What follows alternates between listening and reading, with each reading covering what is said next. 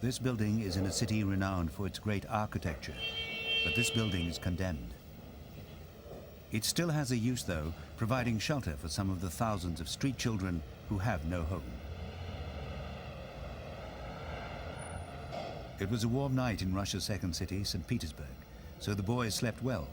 But in the middle of winter, it could be well below freezing. They're not getting ready for school now to go out to play soccer. These boys are after money. They might work for it, they might beg for it, or they might commit crime for it. Sergei, like Zhenya, Mikhail and Nikolai, is also a victim. The basic cause of their plight is Russia's transformation from communism to capitalism.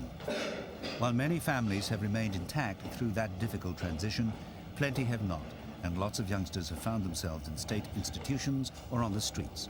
There are thousands of such children in St. Petersburg alone. Sometimes the four boys set themselves up in business.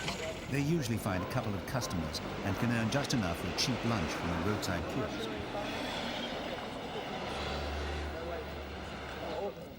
The Russian writer Fyodor Dostoevsky said that St. Petersburg is a city of contrasts, and the wide boulevards certainly provide a grand setting for homeless children.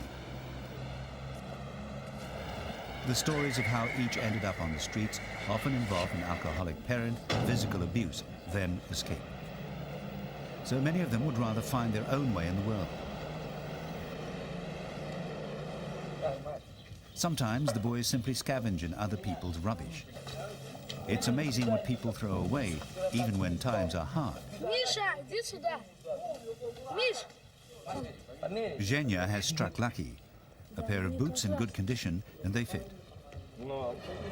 The street children themselves don't fit anywhere, in any city, let alone amid the grandeur of St. Petersburg, a place also renowned for its writers, poets, and artists. The boys are just passing through. Sergei would like to go home, but knows that he probably never will. Если я буду знать то, что вот завтра у меня там будет хороший день. If I knew that at home no one is drinking and that everything is clean, I would go home.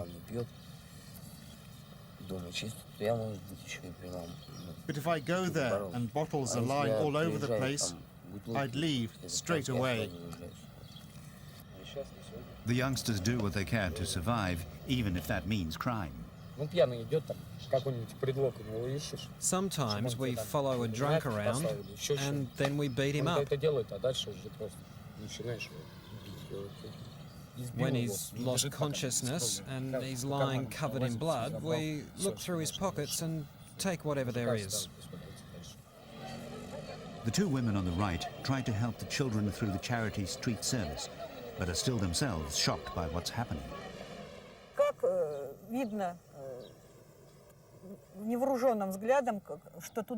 Here you can see such beautiful buildings, and at the same time you see homeless children,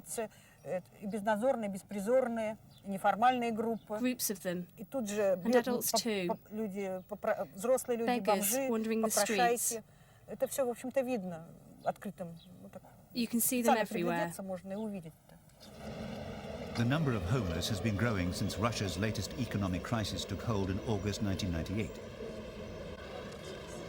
Prices have soared, meager child support payments are almost worthless, and many people have lost their jobs. The street service workers already know the four boys and find them sitting near the Moscow railway station. The women want the youngsters to have medical examinations.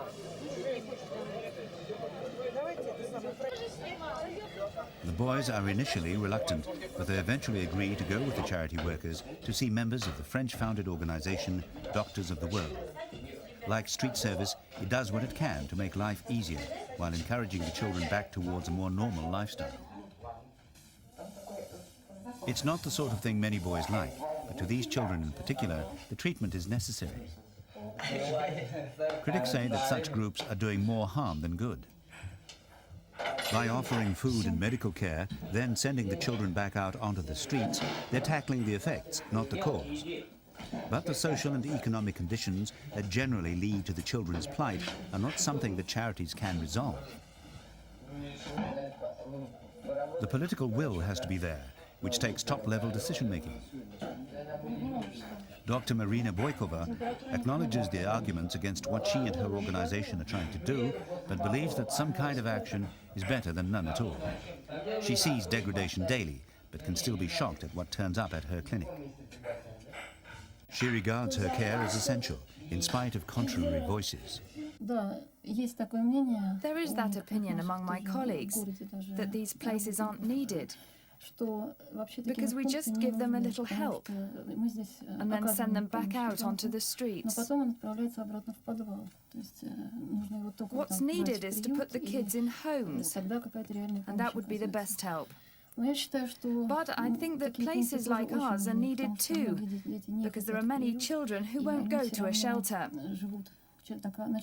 They're going to live on the street anyway, and they need our help. Weaning the children off their street life is difficult. They get used to being their own bosses. This building is a favorite of the boys, especially the attic. It's where they indulge possibly their worst habit. Sergei and Mikhail have been addicted to heroin for several years. Zhenya and Nikolai are more recent converts, having discovered the drug through their friends. They're in danger because of their addiction, because of the crimes they commit to pay for it, and also because they often share needles and can easily pass on any diseases. It's an easy way to forget about life on the streets, for a while at least. What the boys really need, although they might not agree, is a permanent release from the streets. Some street children are better off than the boys because they committed a crime and got caught. This is the Interior Ministry's Center for Juvenile Delinquents. The children take care of it themselves. Some of them dream of going home, but know it's unlikely that they ever will. My father used to beat me when he was drunk. My stepmother really only loved her own kids.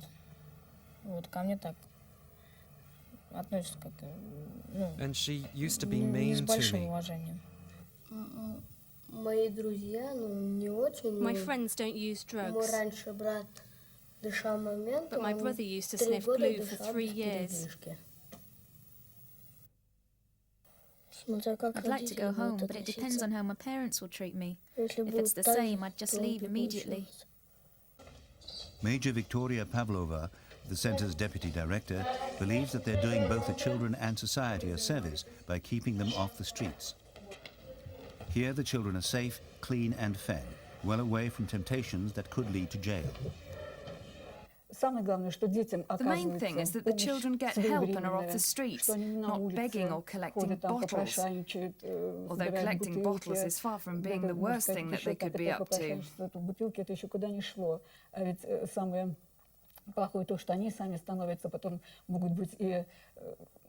The worst is that later they could become involved with criminals and commit serious crimes. Masha was taken to the home at the age of 4. She's one of several girls living in the center. Like the boys, they've probably committed some sort of offense, but not Masha. She had been physically abused by her father and was brought in by her grandmother, who couldn't afford to keep her. Papa drank vodka.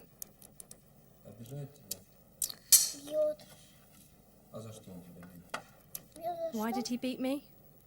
For no reason at all. These children are, in a way, the lucky ones, but the Russian social system can help only a few of the youngsters.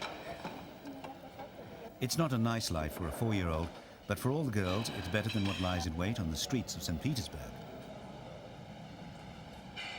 Sergei, Zhenya, Mikhail and Nikolai, when last seen, were still on those streets. Sometimes they're more industrious than others and use a little enterprise to make some money. It won't be a lot and certainly not enough to maintain their heroin habit. So hopefully this cash will buy food, not drugs or alcohol. But that's up to them. Nobody controls them, and few people care.